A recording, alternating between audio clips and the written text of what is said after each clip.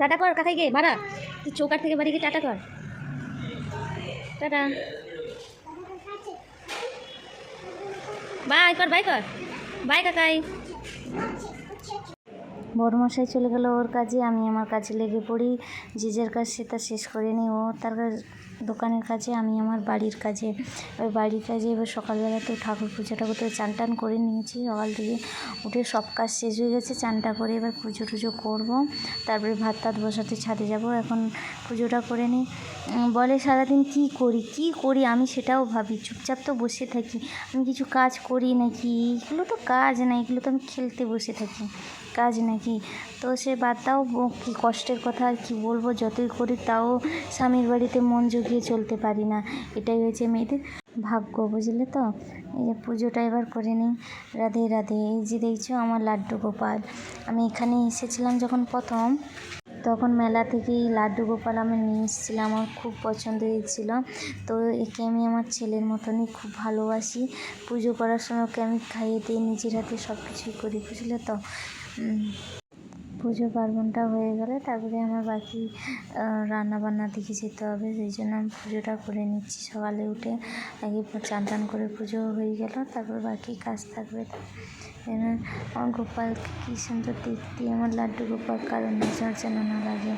হায় হায় হায়, পুজো করে নিচ্ছি। আবার তোমরা কেউ খারাপ কমেন্ট করবে না, যে বলবে এই পুজো করছে তে ভিডিও বানাচ্ছে করছে। আসলে আমার ভিডিও করার একটাই উদ্দেশ্য, এই যে বলে কিছু করি না, এই যতটা কাজ থাকে, যেমন যার সংসার তেমন তো কাজ করবে না। কেউ বললে আমি কি পাড়া প্রতিবেশীর কাজ নিয়ে এসে কাজ করবো, তা তো না। এই যে পুজো হয়ে গেছে, এবার রান্না করতে যাচ্ছি। আমার ছাদের উপরে উনান আছে, বুঝলে তো। চালটা নিয়ে বেরিয়ে পড়ছি যুদ্ধ করতে, মাঠে বেরোচ্ছি এখন। পৌঁছে গেছি, দেখুন প্রথমে হাঁড়িতে পাউস ঘষে নেই, দিয়ে ওটাকে শুকনো করে না, মানে ভালো হয় না, কালোটা তাড়াতাড়ি করে উঠে যায়, ওই জন্য পাউসটা আগে ঘষে নিই। ছাই যেটাকে বলে, আমরা পাউস বলি, তো এটাকে ছাই বলে।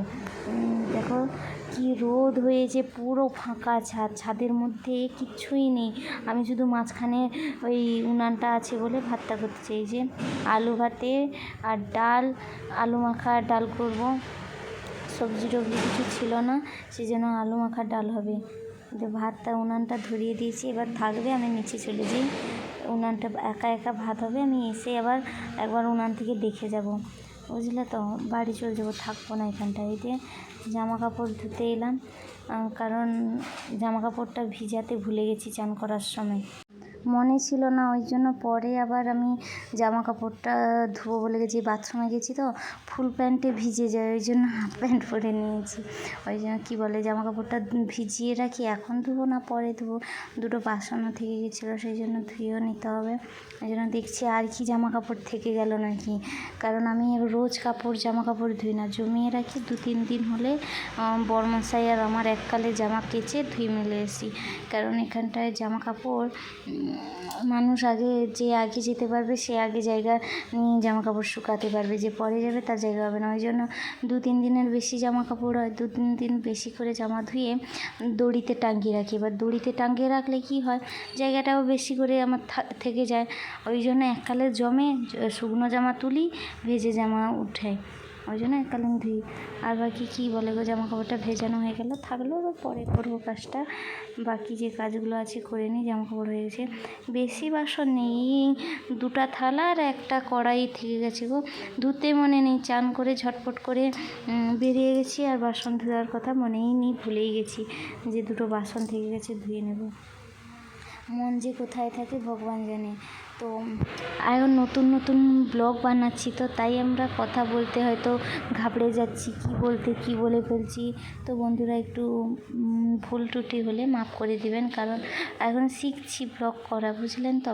ওই জন্য সারাদিন যা করি ওটা দেখানোর, মানে ব্লগের মধ্যে সেটা নিয়ে আসার চেষ্টা করছি। কারণ ডেলি ব্লগ বলতেই তো এটাই বোঝায় যে আমি ডেলি কী করি, আমার রুটিন কী, তাই।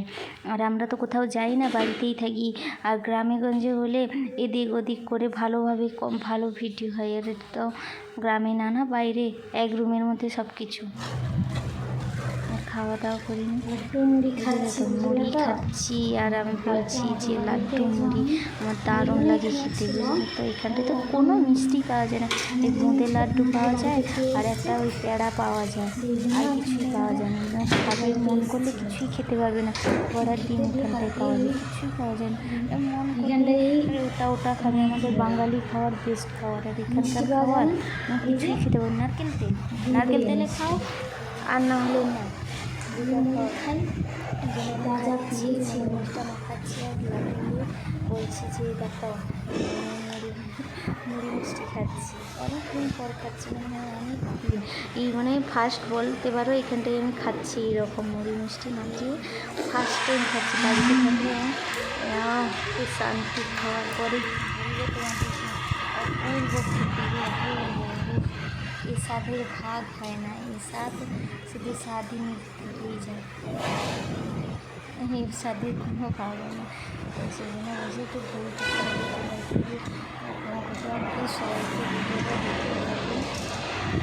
লাইক কমেন্ট শেয়ার করে দেবেন।